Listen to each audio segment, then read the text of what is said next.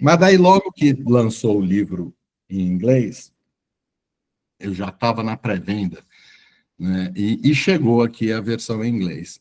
E eu confesso que eu dei uma lida transversal nessa primeira versão em inglês, até para matar a minha ansiedade e para ver o que o William Ury trazia, porque até nesses encontros que a gente fazia anteriormente, a gente fala qual será o próximo, né? A Ana até arriscava falar, acho que ele vai falar de Deus, acho que ele vai falar do universo, das coisas, não sei o quê também, né?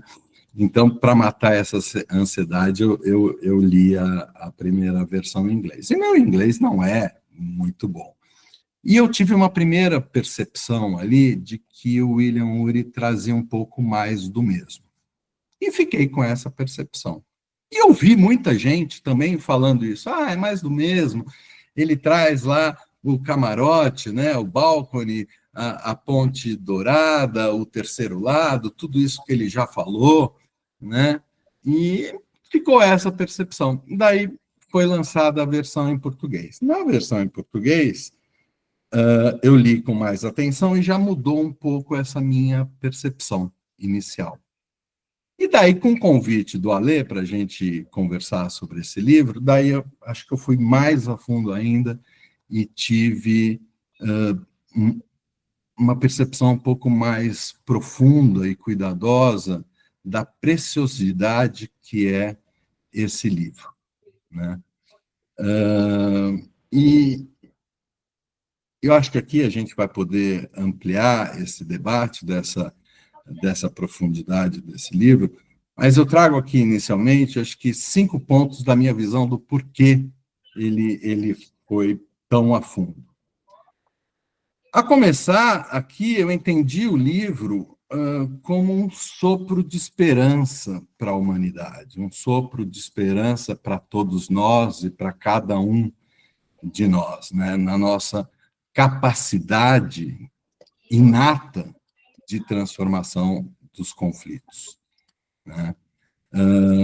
Um segundo ponto, eu vejo também como uma convocação para cada um de nós, para as nossas comunidades e para todos aqueles que estejam envolvidos aí em conflitos, direta ou indiretamente, em conflitos de toda espécie, a tomar o lugar desse terceiro ativo, né?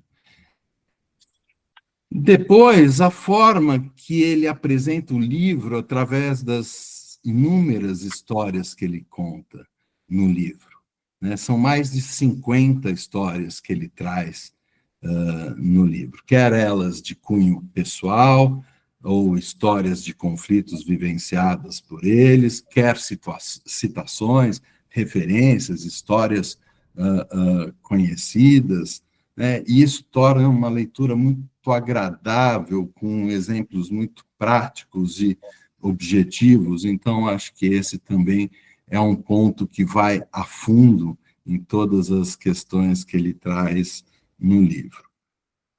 Aí eu também percebo que esse livro é o resultado de trabalho de uma vida, de um cara admirável, né, de um profissional que se dedicou, inclusive como antropólogo que ele é, né, a profissão originária dele, a sua formação de origem, a conhecer e a entender, né, e se envolver em conflitos de todos os gêneros, conseguindo manter esse olhar prático e difundido lá inicialmente pelos conflitos, pelos conceitos do programa de negociação de Harvard e por esses 6, 7 livros que ele, de autoria própria e às vezes em parceria com alguém, também escreveu. Lembrando aqui, quando eu falo de conceitos práticos, que o próprio Como Chegar ao Sim partiu da prática para a teoria, né? Então, eu vejo muita conexão nessa forma dele contar histórias, né, passando pelas questões do conflito e da transformação do conflito, com esse princípio dele, da prática para a teoria, né, que ali É assim que começou o programa de negociação de Harvard. E, por último, o quinto ponto aqui que eu ressalto é, ao trazer esse trabalho dessa vida toda, desse cara incrível, que é o William Ury, ele teve que se expor. Para mim, eu entendo, ele teve que se expor num grau máximo, criando uma conexão muito profunda com o leitor, né? E propiciando um ambiente seguro, né? Para o leitor com relação a ele, tal como ele propõe no próprio decorrer do livro todo, né? Então, essa história dele se expor, trazer as histórias pessoais dele, ele está criando um ambiente seguro, propício para tudo que ele está propondo, né? E essa exposição, ela vem recheada pelas próprias narrativas, né? A história do avô dele, que dá para a gente começar a entender o porquê que ele tem isso. Daí a Ana vai poder explorar melhor isso sistemicamente, se ela quiser. Mas essa homenagem que ele faz ao avô, né, justifica muito o ser dele, a atividade dele, como ele vê o mundo, como ele encara o mundo, né? A história da sua filha Gabi, né, da relação dele com a ex-mulher, Lisane, da sua própria incapacidade de lidar com as questões com o filho mais velho, e por mais que ele seja um negociador, mediador, tão experiente, de fato, ali ele se viu incapaz de tratar daquela situação, expondo as suas limitações nas questões pessoais, e como ele, humildemente, ele conta para nós que recorre a terceiros, né?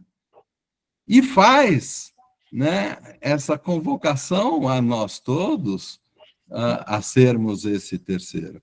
Então, para mim, ele nos brinda aí com um brilhante aprofundamento, e a gente vai poder explorar isso hoje um pouco, né, de temas e conceitos que, por mais que sejam nossos conhecidos, como Camarote, a Ponte Dourada, o terceiro lado, né, ele vai a fundo, destrinchando cada um deles, denominando como superpoderes e poderes inatos a todo indivíduo, como antes ele não havia feito nos outros livros, né?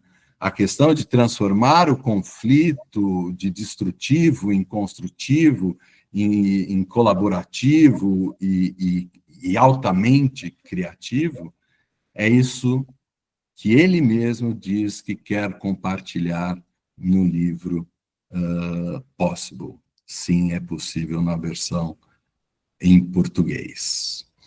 Então, possível, no olhar dele nesse livro, significa uma transformação gradual.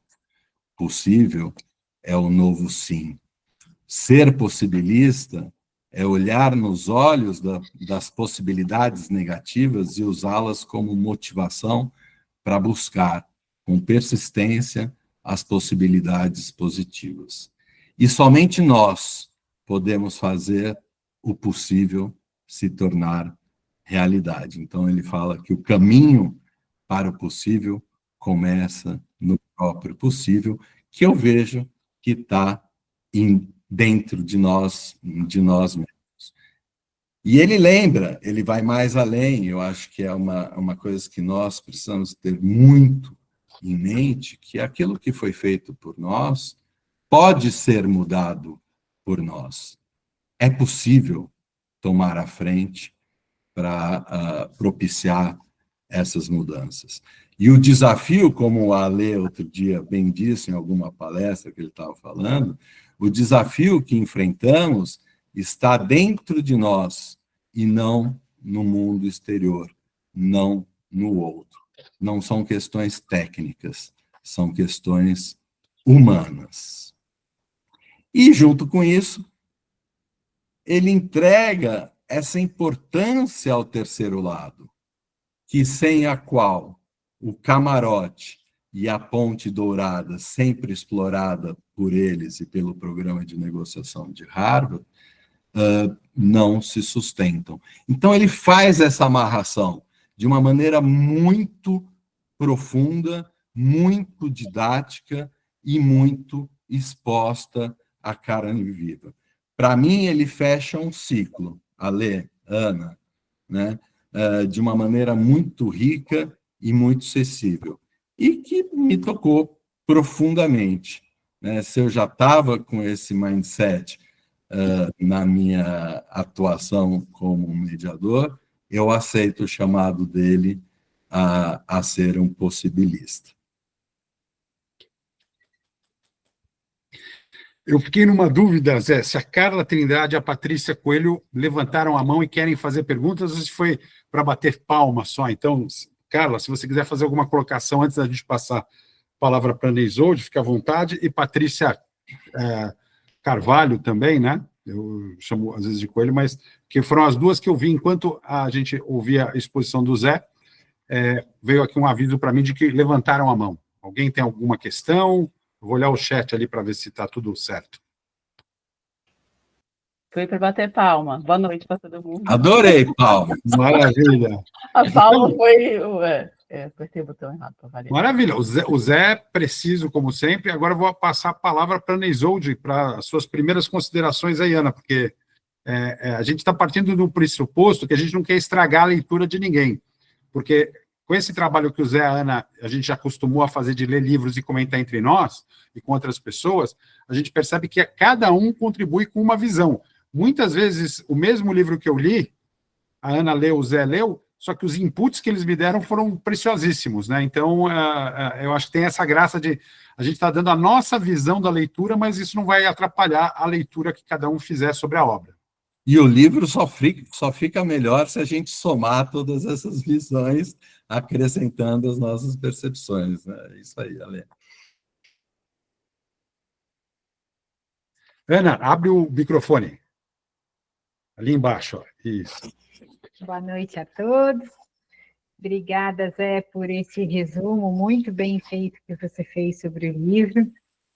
E, enfim, eu só fiz uma leitura, não consegui fazer duas, então, provavelmente, numa próxima eu posso ter também outras percepções. Eu gostaria de colocar aqui um pouco o que eu fui anotando aqui durante a minha leitura. Primeiro, eu notei que ele fez um bom compilado de tudo que ele já tinha escrito, né? E sempre com um aprofundamento e uma conexão, como o Zé falou. Então, ele trouxe o poder do não positivo, como chegar ao sim, muita coisa do Além do Maquiavel, daquele livro Resolução de Conflitos, o caso do Mineiro, etc. O Supere ou Não, o Chegando à Paz, né, com os 10 papéis, que aqui parece que está bem interessante.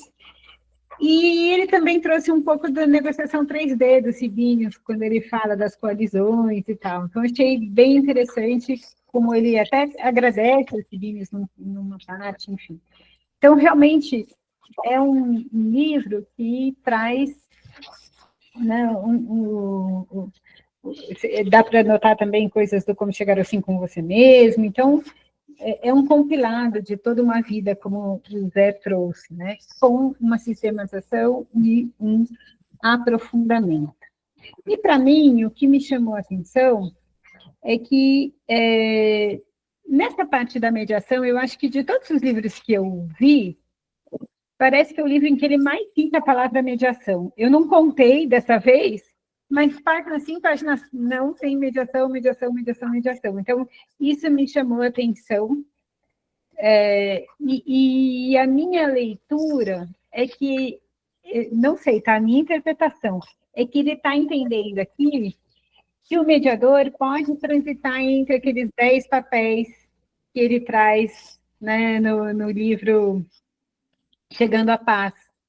Então, me parece que aqui tem muito esse trânsito do mediador com diferentes funções, desde a função de professor, a função de acolhedor, a função de apaziguador, de árbitro, de mediador propriamente dito, e assim vai.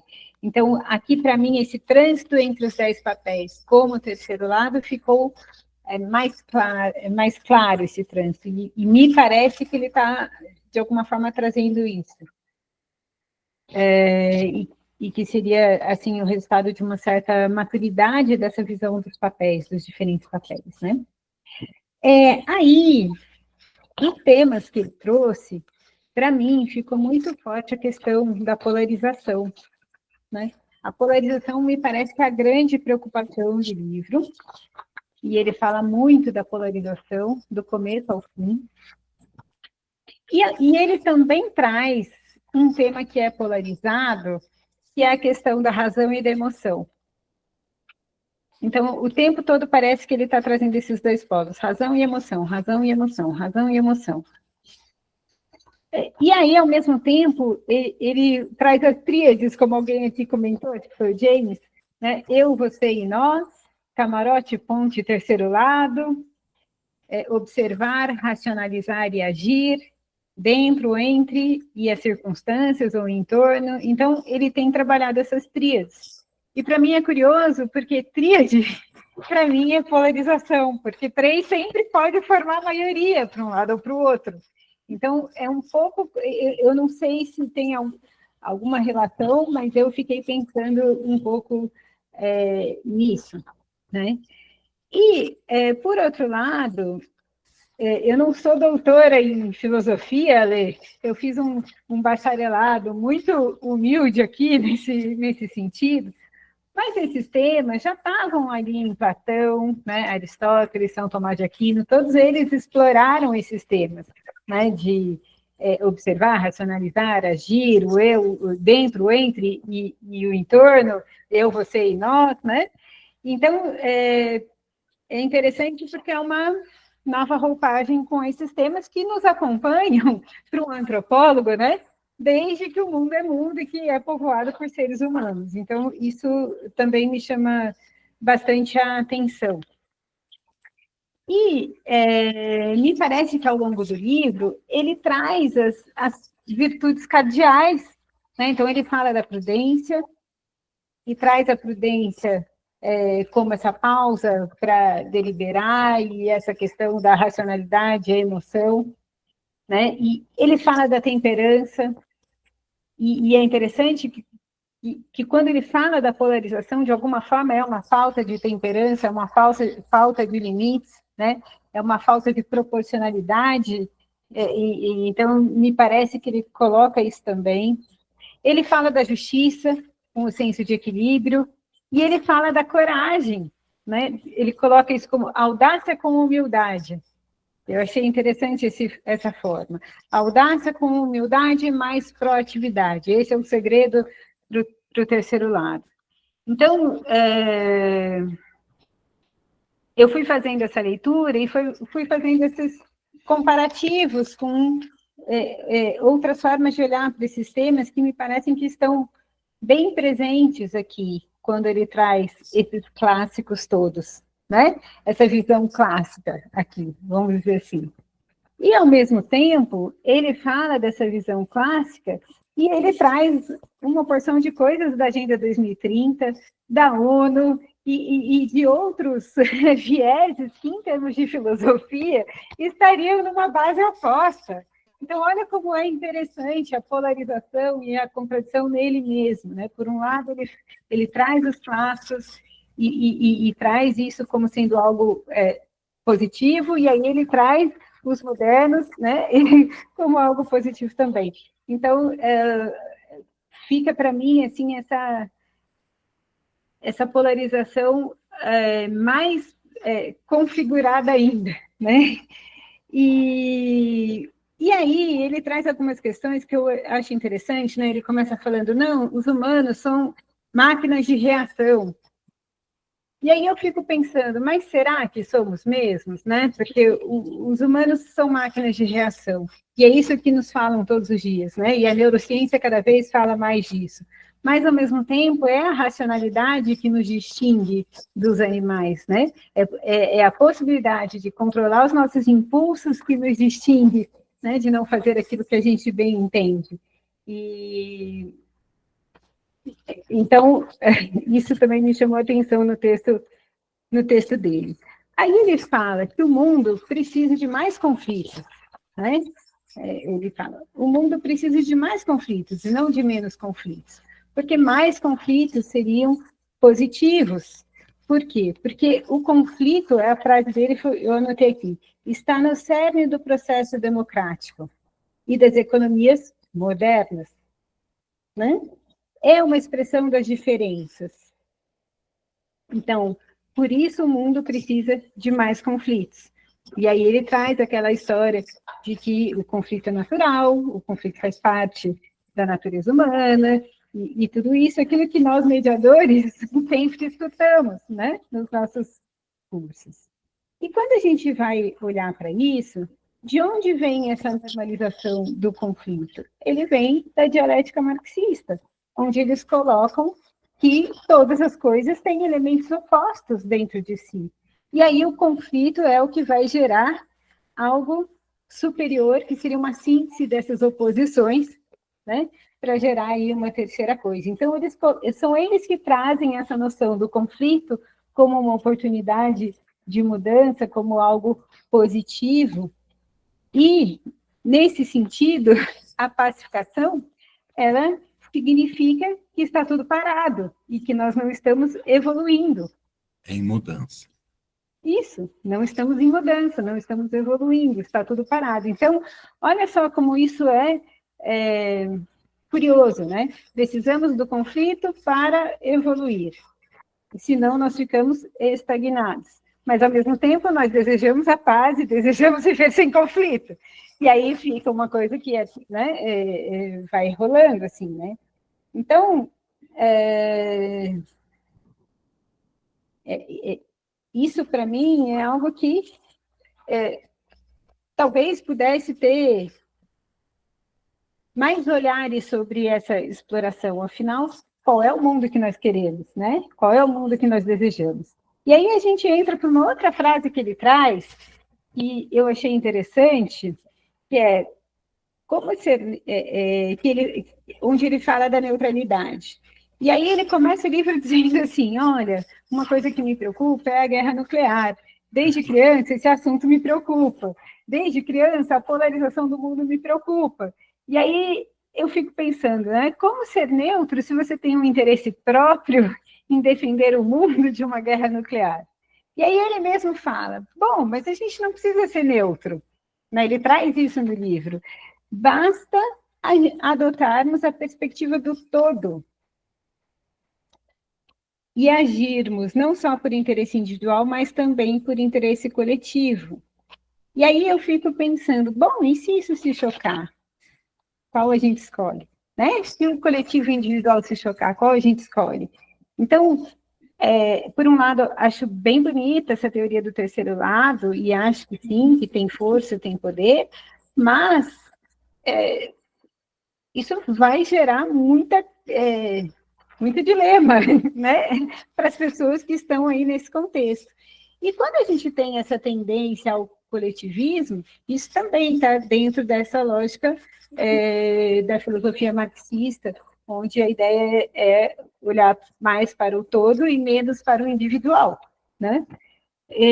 Então, eu fico pensando e fui me fazendo algumas perguntas, assim, né?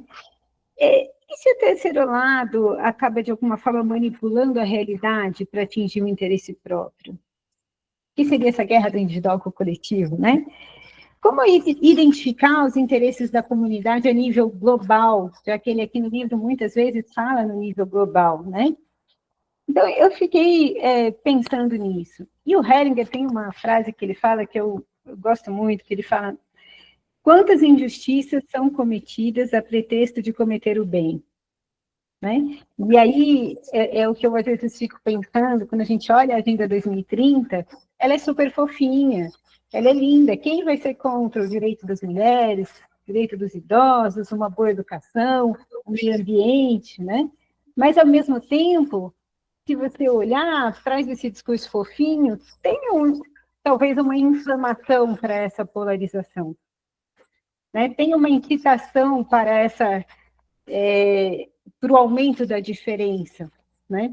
Então, aí é que, às vezes, eu fico me colocando nesse lugar, e tem um ponto aqui, quando ele começa a falar dos mitos e das narrativas, que ele também fala, né? O segredo é construir uma narrativa atraente para todos os lados. E aí eu fico pensando, né? Ele conta aquela história do Photoshop, da foto que ele fabricou, né? E aí eu fico pensando, puxa vida, né? Quanto a manipulação da realidade e a serviço de quê? E como é que a gente lida com isso em termos de ética, né? E aí teve um outro ponto que ele colocou, a terceira parte, ela pode funcionar como um recurso invisível. E aí eu fiquei tudo pensando nisso, né? Puxa vida, tudo isso é lindo, se não for para manipulação. E é um risco que a gente tem na mediação, né? Usar a mediação para manipular as pessoas e para manipular tudo isso. Aí, no final, ele fala, né? Precisamos mudar a forma de enxergar o conflito, né? Para aí poder transformá-lo e tal. E aí eu fico pensando, né? Se essa polarização atual que nós estamos passando, se nós estamos realmente buscando compreender as suas causas, se não seriam nessas causas que a gente deveria estar trabalhando hoje, e não nos efeitos, né, no que está acontecendo, e sim na causa raiz. E aí, por fim, assim, o último comentário que eu queria trazer é quando ele fala do aconselhamento por agrupamento, né?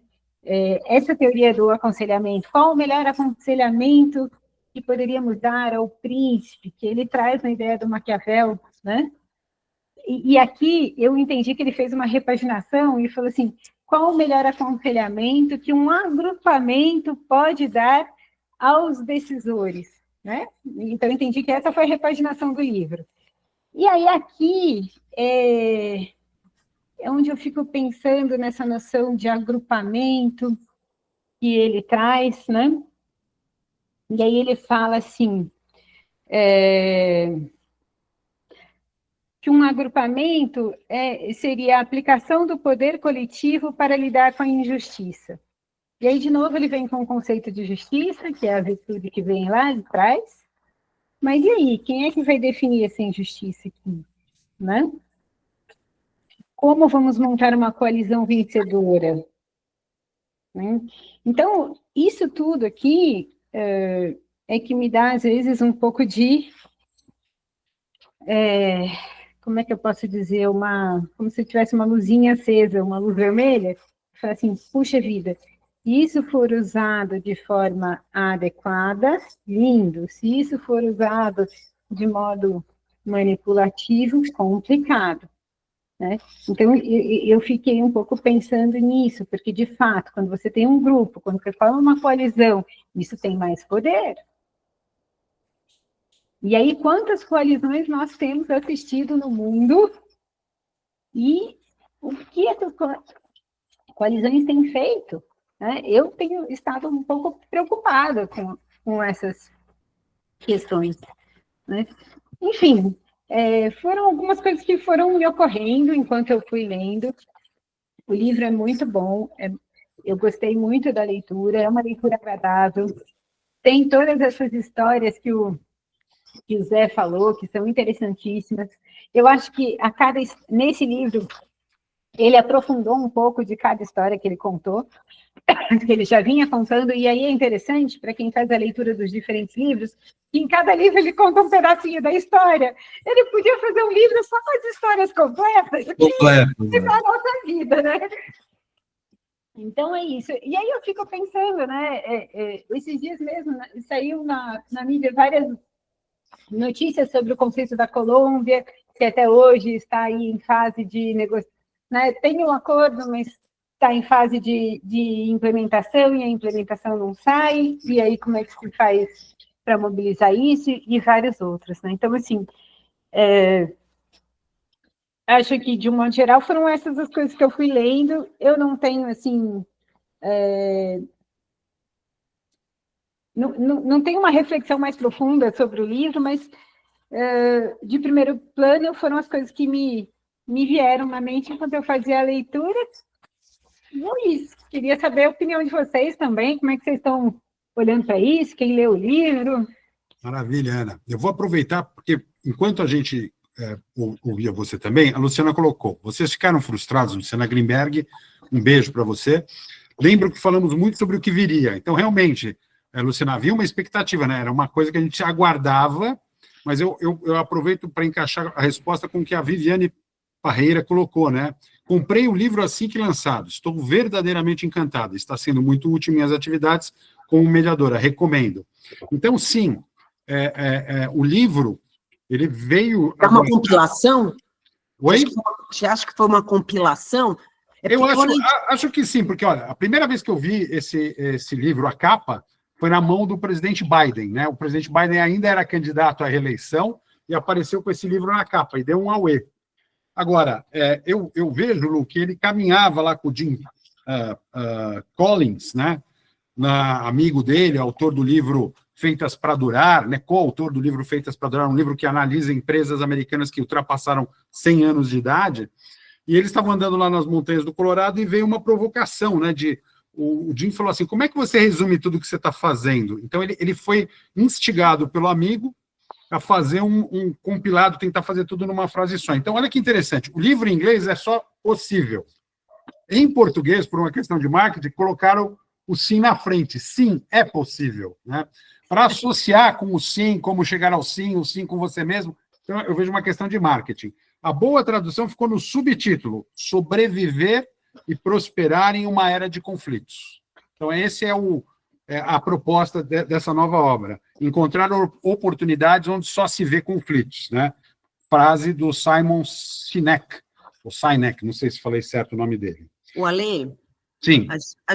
Eu acho que a minha questão da frustração é assim, a gente debateu bastante, né? Qual que será a próxima, e o que a gente fica esperando, e não sei se sou eu ou todo mundo, uma varinha de condão com alguma coisa mágica para ajudar a gente a compreender tudo isso. Então, quando veio o Possible, acho que a gente estava esperando... Eu não li ainda o livro, eu vou ler. Mas acho que a gente estava esperando assim, do tipo, olha, aqui tem uma master dica, e de repente não vem essa master dica. E a gente vai para a polarização, como diz a Ana, que a gente já conhece, quando eu perguntei assim, deu um pouquinho de frustração... pelo que eu estou escutando vocês, eu estou frustrada. Eu queria que Lu, tem um método. Você vai colocar também, né? Deixa eu tentar aqui tirar essa tua frustração. Não sei se você pegou o meu comecinho da minha fala, que foi numa leitura rápida na versão em inglês, eu também achei que era um pouco mais do mesmo. Mas ele se aprofunda de uma maneira, e ele é tão contemporâneo, até por essa questão que a Ana trouxe da polarização, que é um livro que cai sob medida para a gente que está vivendo tudo isso, né? Não só das nossas polarizações locais, mas no mundo nunca teve tantos conflitos graves, né, como estamos tendo agora, desde a Segunda Guerra Mundial. Então, nós estamos numa situação limite, de fato, e da polarização. E isso, até pelo entender dele, é assim, por que isso está acontecendo, toda essa polarização? É pelas próprias forças dessas mudanças tecnológicas, dessa velocidade das mudanças que nós estamos vivendo, dessa velocidade da comunicação, dessas mudanças econômicas, relacionais e sociais, que está ocorrendo essa onda de conflitos destrutivos que polariza, né, as pessoas de um lado ou de outro, certo e errado, das facetas das nossas vidas, das nossas famílias, em nosso trabalho, nas nossas comunidades, nos povos, nos países. Então, ele é muito contemporâneo ao dizer também que nunca na evolução humana, como antropólogo que ele nós tivemos tanto acesso a possibilidades de entender essas mudanças e de agir a favor do consenso, a favor da transformação do conflito, né? Se a gente olhar para a própria inteligência artificial, mudando aqui um pouco de eixo, não é uma questão tecnológica, Lu. É uma questão de comunicação, uma questão de acesso à informação. Informação é poder. Poder, como, né, quis trazer a Ana, manipula povos, manipula direcionamentos. Então, não é só uma questão tecnológica, é uma questão humana. E de como a gente entende isso, e de como a gente percebe isso, e qual movimento que a gente deve fazer no olhar, no entendimento e na transformação desses conflitos. Então, não tem nada de frustrado aqui, muito pelo contrário, ele é muito mais profundo. Eu não chego aonde a Ana chega com as questões filosóficas dela, né? Mas eu vejo muita contemporaneidade e muita urgência no que ele está falando, né? E quando Jim Collins, lá na caminhada, na colina lá da Califórnia, né? Pergunta como que você resumiria a sua vida, o trabalho da sua vida, é uma palavra, é o ser possibilista, é acreditar na possibilidade de nós, seres humanos, sermos capazes de transformar os conflitos. É uma palavra, né, que traz um livro por trás, explicando e justificando o porquê de ser um possibilista, de acreditar nessa possibilidade do ser humano. E Zé, se me permite, para pegar a Luciana e pegar a Paula, que também ficou com essa manifestação ali, nem li, mas já estou frustrada. Nem li, não gostei. Olha que interessante. Nem li, já sei o que ele vai falar. Mas olha só, ele começa assim. Mais ou menos. O que é feito por nós pode ser mudado por nós. Não está no livro, mas vai em eixo com o que dizia o Nelson Mandela, aprendemos a odiar, não nascemos odiando. Se aprendemos a odiar, somos capazes de ser ensinados a amar, né? Vai depender da decisão que cada um toma. E ele fala da escolha, Lê. Exatamente. Da escolha que cada um faz. E cabe a cada um fazer a escolha. Sim, além de caber a escolha, o que eu acho que esse livro traz de novidade é o seguinte: um possibilista não é um otimista. O possibilista é uma pessoa que entende que existem potenciais a serem liberados. Em mim, em você e nos outros. E o método, Luciana, vem assim. Primeiro passo, uma vitória com nós mesmos. Então, é a ideia do como chegar ao sim consigo mesmo. Primeiro você para dentro de você, sobe no camarote. Depois é uma vitória com o outro. E aí a terceira vitória, que é o win-win-win, né, que é a vitória com o todo, que é esse problema que a Ana trouxe de quem é esse todo, quem fala por esse todo, se esse todo ele é espontâneo, natural, ou ele, como o Zé colocou, pode ser manipulado, a Ana colocou também. Então, em resumo, ir para o camarote, construir a ponte dourada e envolver a terceira parte. Tudo junto, tudo ao mesmo tempo, nessa sequência, né? Para quê? Para desbloquear de cada ator e atora o seu potencial. E, para isso, o livro traz 9 superpoderes humanos inatos, né? Então, a gente vai falar... Mas antes de você entrar aí, sim. Ale, eu só queria complementar aqui também com pontos que eu anotei, que a escolha é como lidar com o conflito. Não se livrar do conflito, mas simplesmente como tratar, lidar com o conflito, nos opondo uns aos outros ou enfrentando a situação juntos e ver como podemos transformar e resolver isso. A chave da paz mundial, né, que ele fala, começa em cada um de nós. E não há nenhum problema no mundo que a gente não possa resolver se trabalharmos juntos de forma construtiva. parece naif isso, completamente naif, né?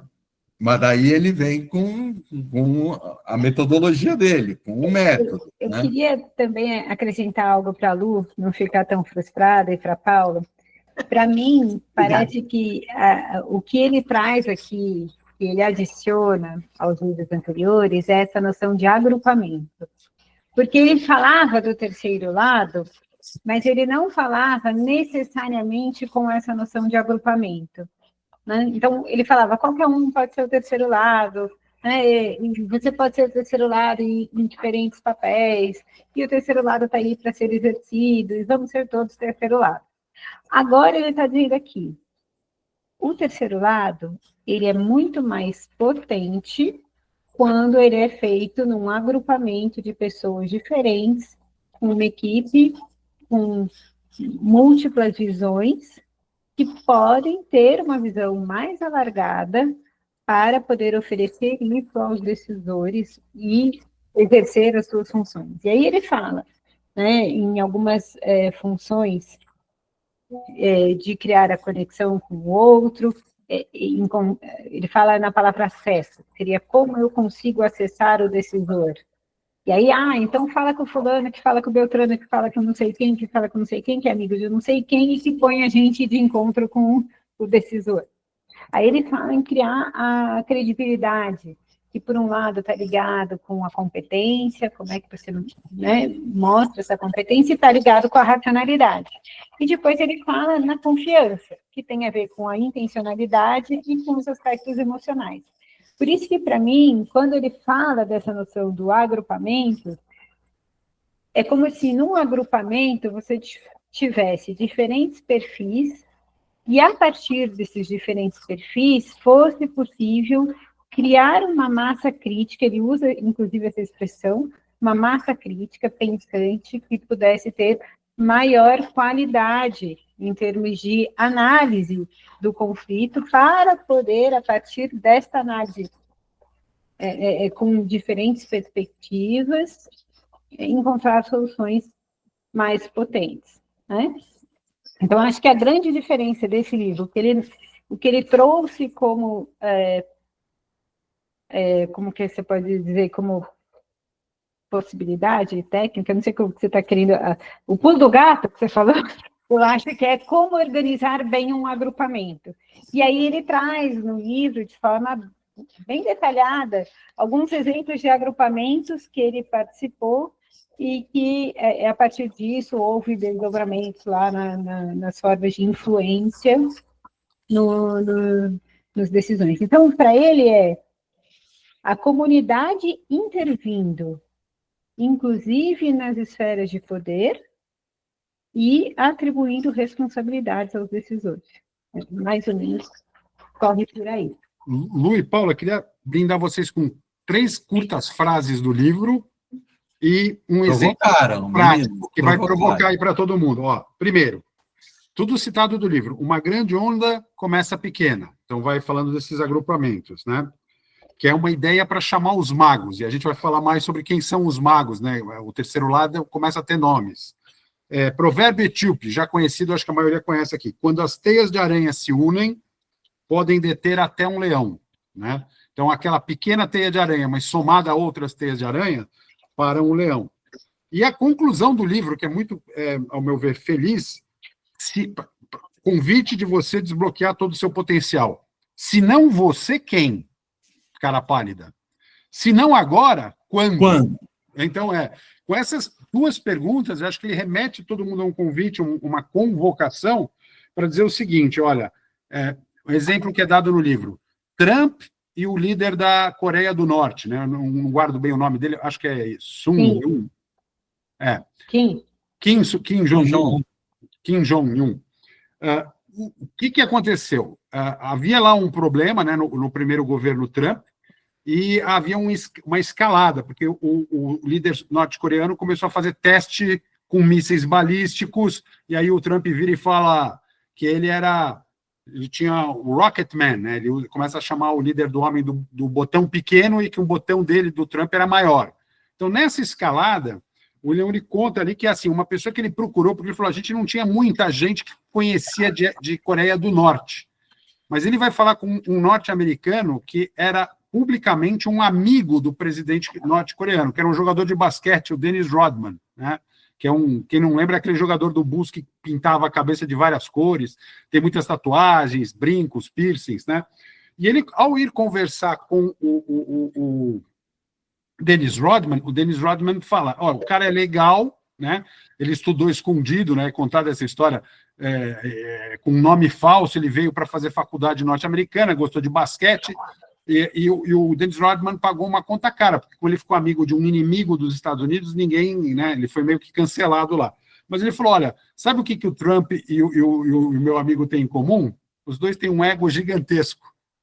E aí, olha que interessante, quando eles vão para Singapura para uma rodada de conversas, eles aparecem juntos, falam de cartas de amor, tiram um abraço, quer dizer, aquele negócio de quem tinha um botão maior, um míssil maior, acaba. Por quê? Porque os dois foram convidados para uma roda onde, assim, que tal vocês voltarem para cada um para a sua tribo, né, para o seu país, e trazer um discurso de vitória? Ou seja, o Kim Jong-un lá apareceu para o país e falou, olha, os Estados Unidos nos temem, não vamos ter guerra com os Estados Unidos, né? E o Trump chega lá e fala, viu, não tem mais nenhum problema, agora a gente troca cartas, somos amigos, não sei o quê, porque eram duas personagens fortes. E isso veio através desse use os magos, né? Quer dizer, quem são os magos? Quem conhece mais sobre o outro e pode te dar informação, que é esse terceiro lado, né? Então, achei muito bom. E queria passar para a Ana e para o Zé em cima dos superpoderes, porque vieram 3 superpoderes para subir ao camarote, 3 para você construir a ponte dourada e 3 para você envolver a terceira parte ou você atuar como terceira parte, né? Então, não sei se vocês querem falar um pouquinho desses poderes, mas só para fazer um spoiler rápido, né? Para subir ao camarote, o poder de pausar, focar e recuar. Então, não nessa ordem, mas esses 3 superpoderes. Para a ponte dourada, escutar, criar e atrair. E para a terceira parte, acolher, ajudar e, como a Ana bem colocou, agrupar-se, né? Porque sem as coalizões você pode ficar manco. E eu adorei como ele próprio define, que é bem muito estilo americano. Ele chama de BB3, né? Que é Bridge, Balcony and Third, né? BB3. Para mim, já vamos adotar o BB3 e assim a gente caminha. Então, o ir ao camarote, né, é focado no eu, como a gente já falou, que a gente precisa de uma perspectiva clara. Essa é uma vitória com a gente mesmo, que a gente precisa buscar, que a gente precisa superar. A gente, nessa mudança de perspectiva, desse olhar de um ângulo diferente, que no cinema, lá de onde eu vim, é o olhar plongé, né, que é a câmera aqui de cima, onde tem, mostra tudo, ter a visão, né, do todo, e que nos ajuda a enxergar as possibilidades, né? Já a Bridge, né, a Ponte Dourada, Golden Gate, e por que ele chama de Golden Gate? Né? Porque ele morou também lá em São Francisco e ele transitava pela Golden Gate. Né? Então, acho também, eu faço uma associação aí com a infância dele. E outro dia eu vi, onde que eu estava? Eu estava, acho que no congresso algum congresso aí. E foi um peruano, um mediador peruano, falar sobre a construção de pontes. E ele trouxe uma imagem tão linda, que de fato é uma fotografia real de como lá a tribo X, no Peru, constrói pontes, com um sisal, cada um vindo do seu lado, indo, construindo aos poucos, até que eles se encontram e conseguem fazer a conexão. Essa imagem ficou muito forte em mim, trazida por esse mediador peruano. E a ponte, o que é? A gente precisa de uma saída atraente, honrosa, para todos os que estão no conflito, né? Uma forma convidativa de transpor esse abismo que tem entre as duas partes, né? Facilitar o caminho em direção do outro, e aí ele olha como uma vitória com o outro, que também nos ajuda a criar possibilidades. E o terceira parte, é uma coisa que a gente precisa olhar para a gente mesmo e falar, a gente precisa de ajuda, muita ajuda. Às vezes de um amigo, às vezes de um mediador, às vezes de uma família, às vezes de uma comunidade, às vezes de uma população inteira, né? Que nos provoque para essas mudanças, né? Que estarão por vir se a gente se enfronhar nessa transformação desse conflito. E eliminando essa polarização. Então, é o terceiro lado, somos todos nós, é a vitória com o todo que nos ajuda a agir com base nas novas possibilidades. Então, aí, ele fecha esse ciclo, né? Essa tríade, como a Ana trouxe, e esses três juntos nos habilitam a transformar esse conflito. Os três juntos o tempo todo. A gente não consegue construir uma ponte sem a devida perspectiva. Óbvio que não, a gente não sabe qual que é o outro lado, né? E é mais difícil ainda ir ao balcão e construir as pontes sem ajuda, sem o envolvimento, né? E isso, ele fala que a gente deve trabalhar sempre nessas três vertentes, né? Que, simplificando, é eu, o tu e o nós, né? Eu, você e o outro, né? Legal, Zé, estou te interrompendo, só para complementar o que você está dizendo, quando ele fala que muitas vezes ele usa o outro como seu balcão, né? Ele se faz a ajuda do outro como seu balcão. Eu achei isso muito interessante. Só para complementar, Zé, obrigada. E eu gosto também de, quando ele traz, você me fez me lembrar uma coisa, que quando ele traz a expressão através, né, que a gente usa muito, eu conheci isso através de, ou foi através do Alê que eu cheguei até o IBGConf, e a gente usa essa palavra muito errada, porque através é atravessar, é por dentro de, né? É passar por dentro do Alê para chegar em alguma coisa. Ele fala que para a gente transformar o conflito, a gente precisa ser através do próprio conflito. Eu acho isso de uma lógica, né? E sabendo até das nossas ferramentas e dos nossos nosso exercício profissional, que é isso, essa é a mágica, é enfrentar o conflito, é olhar para ele, só que olhar de uma maneira diferente. É como nós juntos podemos transformá-lo. O que você tem, o que eu tenho, que a gente possa aumentar isso e fazer uma coisa legal desse conflito, né? E daí, só para responder ao Alê, Ana, daí eu passo para você, com suas tiradas filosóficas, e a cada um ele traz os poderes, né? Se o BB3 são os superpoderes inatos a nós, né? Ele traz também os poderes. E para cada um também tem uma tríade, né? Para o camarote é o pausar, é o parar, refletir, né? Antes de agir, de reagir, né? Nessa pausa, enfrentar a animosidade com curiosidade, para mim é uma particularidade muito humana e nossa mediadora ainda mais.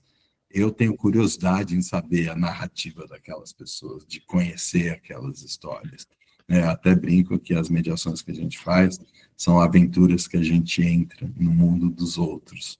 Aventuras não no mau sentido, aventuras no sentido de se aventurar né? De ter essa curiosidade. Então, a pausa, ele fala que é o primeiro passo para o possível. Daí ele vai para o focar exatamente naquilo que realmente é necessário, aquilo que realmente você deseja. né, ir ao fundo dos seus legítimos interesses. Daí ele até discorre um pouco sobre a diferença entre interesse e posição, não sei o que. Tá, né?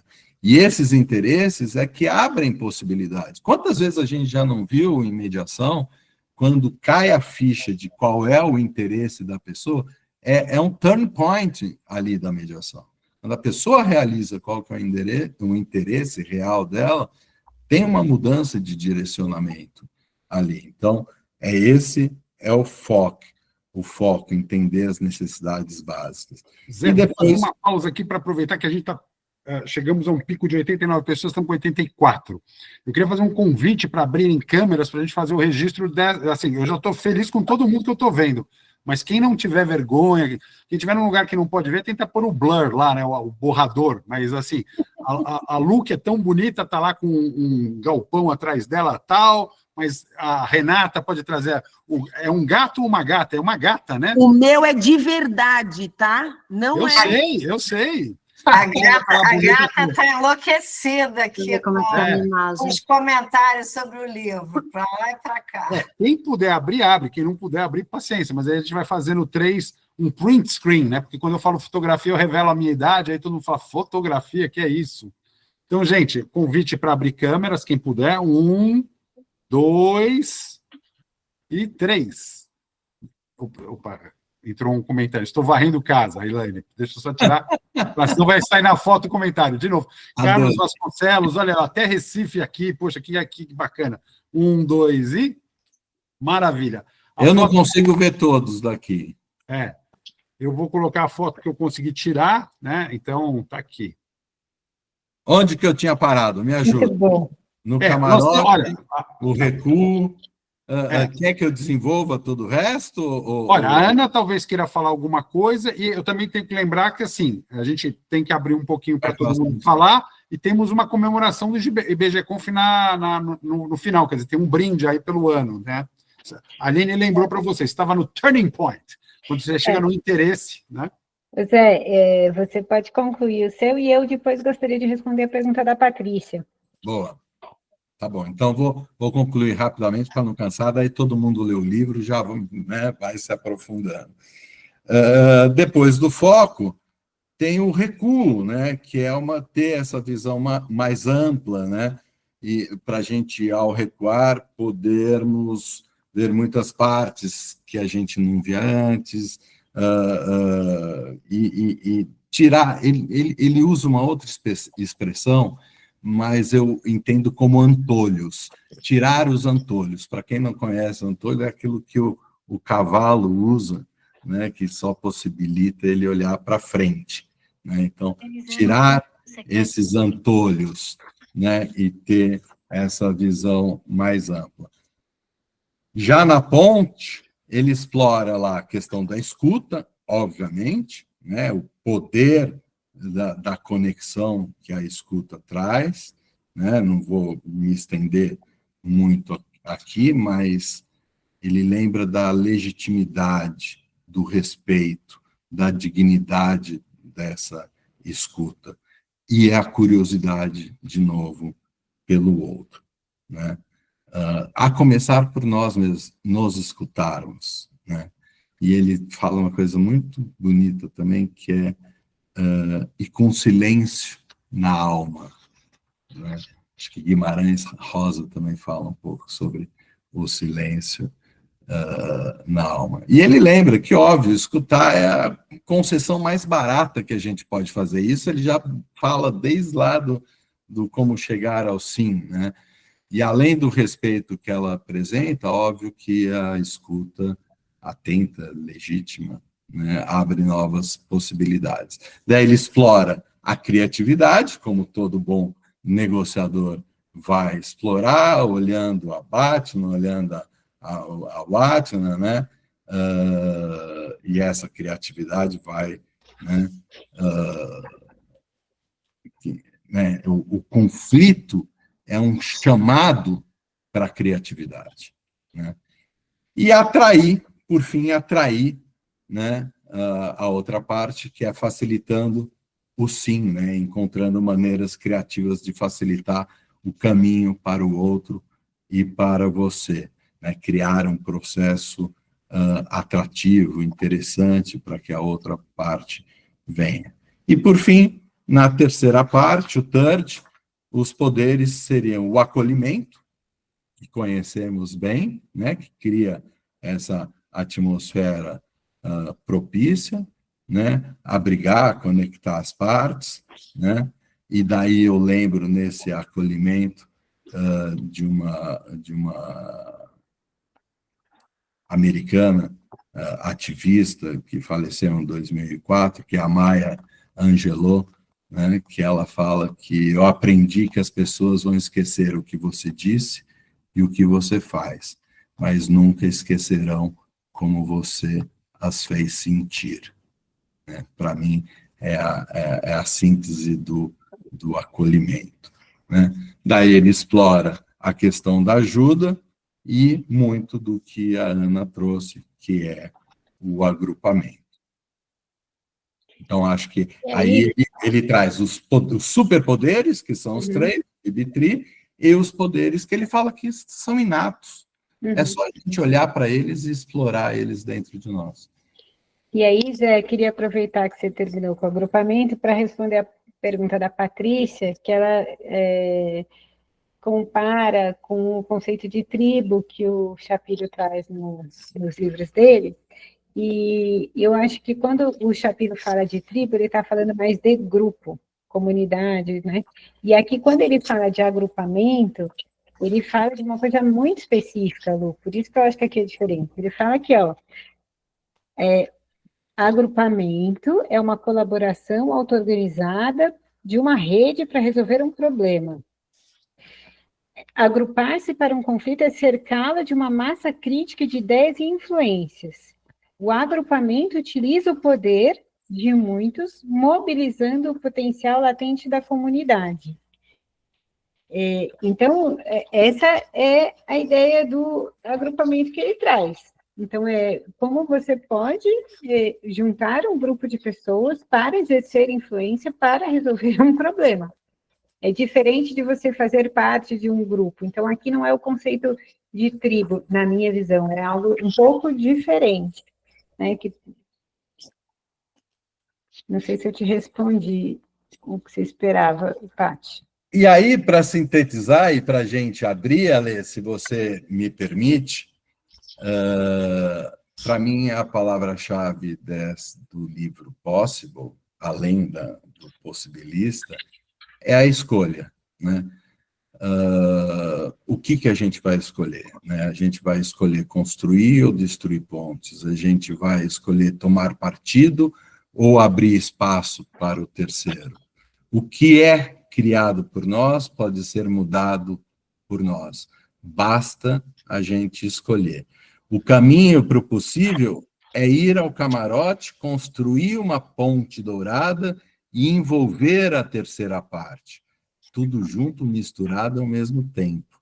Né? E para transformar conflitos, a gente precisa abordar o eu, o tu e o nós. A ponte ela só pode ser sustentada pelo camarote e pelo terceiro. Então, mais do que um método ou alguma coisa que a gente imaginava que ele iria trazer, o caminho para o possível é uma mudança de mindset, uma mudança de mentalidade, da forma de viver e entender aquilo que nós estamos vivendo e entender o outro. Né? Principalmente para a gente poder sobreviver, né? E florescer nesse mundo de conflitos que a gente está rodeado. Basta abrir o nosso Instagram, nosso Facebook, ouvir 5 minutos de Globo News, né? Ontem mesmo, Coreia do Sul, confusão, Síria, coisas pipocando no mundo a todo tempo. Né? Então, o Uri sonha com esse mundo de possibilistas, né? E nos convoca para fazer a Liga Mundial dos Possibilistas. E eu quero lembrar que a gente está com Plutão em Aquário. Para quem entende um pouquinho de astrologia. Cadê a Silvia? Nunca será como antes. o mundo está mudando. E mudando no sentido dessa coesão, e não da polarização. Quem sabe a gente precise viver esse extremo para a gente entender qual que é o nosso lugar e quais são as nossas escolhas para um mundo mais justo e melhor. E isso eu falo não só para o mundo, falo para o nosso dia a dia, para as nossas relações pessoais, no colégio dos nossos filhos, a partir daí, a partir de nós, com nós mesmos, daí a gente vai crescendo. É isso. Eu tinha mais coisas para contar para vocês, das histórias que ele trouxe, né, que também é super bacana, fui fazendo algumas conexões, mas são mais de 50 histórias, a gente pode deixar para outro dia, só das histórias do William Ury, hein, Ana? Vamos? As histórias do William Ury nos livros, nos 7 livros dele. É isso, para mim, por enquanto, tá bom. Abro para vocês. Aninha, se você quiser fazer uma palavra final, porque nós temos um vídeo institucional para ser passado do IBGConf, né? E, como eu falei, a gente começou com 74 pessoas, chegamos a 89 numa quarta-feira e estamos com 80, né? E muito bom. Acho que hoje a gente não resolveu o livro, mas a gente conseguiu, talvez, despertar curiosidade. Nem o Zé Mangini, nem a Ana Isolde, nem eu temos direitos autorais de nada, a gente não está querendo vender livro. Muito do que a gente falou veio pelo próprio livro, então nem sempre é uma frase nossa. Mas é isso. Ale, a única coisa que eu queria era que tem a Denise que está com a mão levantada, não sei se... Obrigada, Ana. Zé, eu estou apaixonada pelo livro, pelo autor, e só para fechar um pouquinho, quando ele fala, uma frase que me impactou bastante, quando ele fala que o jardim do mundo não tem limites, exceto na sua mente. Vamos enfrentar os conflitos, vamos nos unir e pensar diferente. É só isso, Ana, obrigada. Muito bom, Ale. Então, como palavra final, eu só queria agradecer vocês todos de estar aqui. Eu estou com muita saudade de vocês todos. Gente, muita saudade. Então, para mim foi muito gostoso abrir essa tela de vocês e espero, de alguma forma, ter contribuído para que vocês tenham realmente interesse e curiosidade em aprofundar. E esse eu acho que é um livro que também é para ser lido mais de uma vez. 1, 2, 3. E conversar muito sobre ele, né? Porque vale a pena.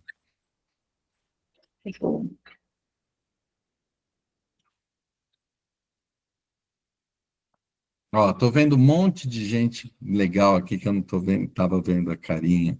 Muito legal, gente. Muito bom. Bom, Araceli, temos um vídeo para passar, é isso? Isso. Nossa, peraí que tá dando microfonia aqui, que eu tô em 2 aparelhos que não deu certo em um, fui para outro. Maravilha. Mas eu gostaria de agradecer também, até em nome do IBGConf, a Ana, o Zé, o Ale, né, que sempre presente. Eu escutei o Ale falando da Ana, né, que ele aprendeu tanto com ela desde o começo da carreira dele, e eu posso dizer o mesmo, a Ana foi uma grande professora, uma pessoa que liguei muitas vezes para me socorrer nas nossas discussões, inclusive sistêmicas, né, Ana? Então, é uma alegria receber vocês aqui. E assim como todos vocês para esse bate-papo, que foi incrível. Eu não sei se a Suzane quer falar alguma coisa. Ela está aqui também. Antes de eu passar o vídeo.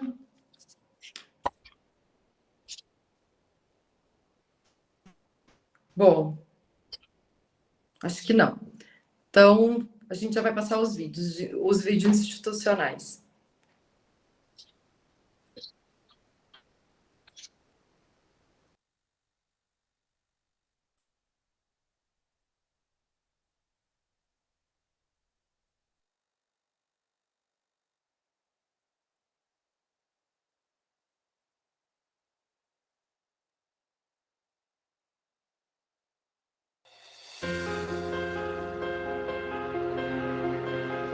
O IBGConf, Instituto Brasileiro de Gestão de Conflitos, foi criado para fomentar discussões acadêmicas e profissionais de temas ligados aos meios consensuais de resolução de conflitos. Nasceu na cidade de Londrina, no ano de 2020, e é conhecido em todo o país por colocar em pauta temas como negociação, conciliação, mediação, arbitragem, comitês de prevenção e resolução de disputas, entre outros. É um ambiente aberto a estudantes e profissionais de todas as áreas do conhecimento. Destaca-se por seus grupos de pesquisa, colaboração com instituições universitárias, organização de congressos, palestras, eventos, cursos, além de publicação de trabalhos e livros. Sua atual diretoria é composta por membros de todas as regiões do Brasil. Chegou a sua vez de fazer parte do IBGConf. Seja um membro associado. Saiba mais em www.ibgconf.com.br.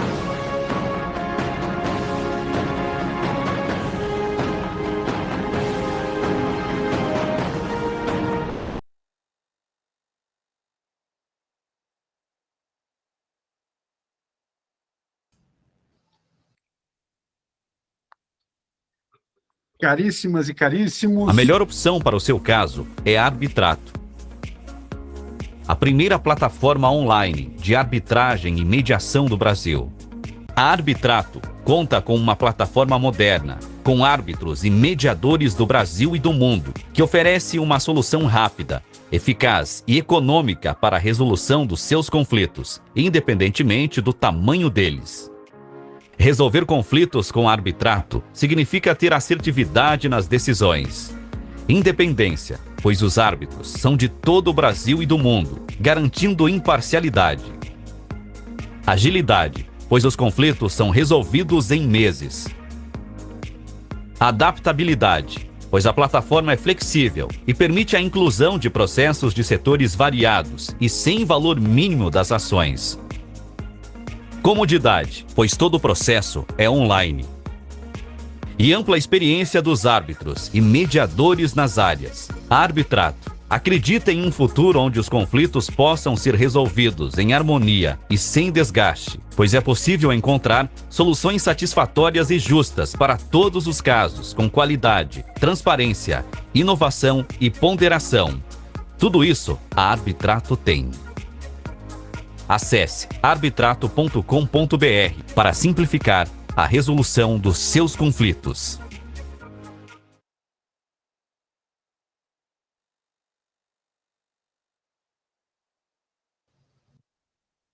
Caríssimas e caríssimos, o IBGConf me deu um presente, como eu comentei, né, de estar aqui hoje com vocês.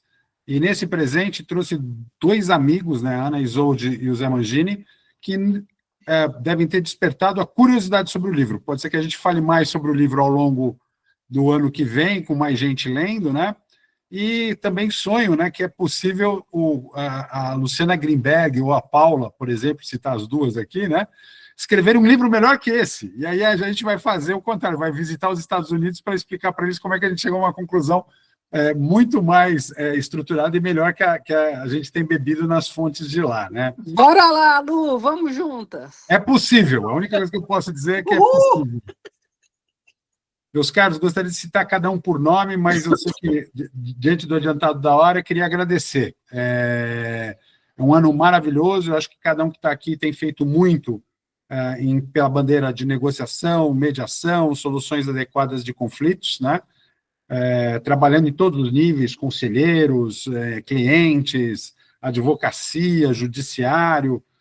Então, só tenho a agradecer vocês e, se não nos encontrarmos mais daqui até o fim do ano, desejo boas festas a cada um de vocês e espero que em 2025 a gente possa estar junto em outros palcos e dividindo os nossos conhecimentos, né? Conhecimento é uma coisa que, quando a gente divide, a gente multiplica. Então, é um maior prazer, né, que a gente tem iniciativas como essa, e agradeço o IBGConf, agradeço a Arbitrato por nos ter proporcionado esse encontro de hoje. Muito obrigado, fiquem em paz, fiquem com Deus. Quero mais, não dá para ir embora assim fácil. Né?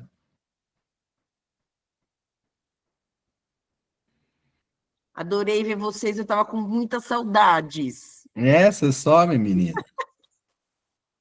Daqui a pouquinho no LinkedIn eu coloco a foto lá que a gente tirou, né, o print screen. Então aí é só a gente curtir por lá também.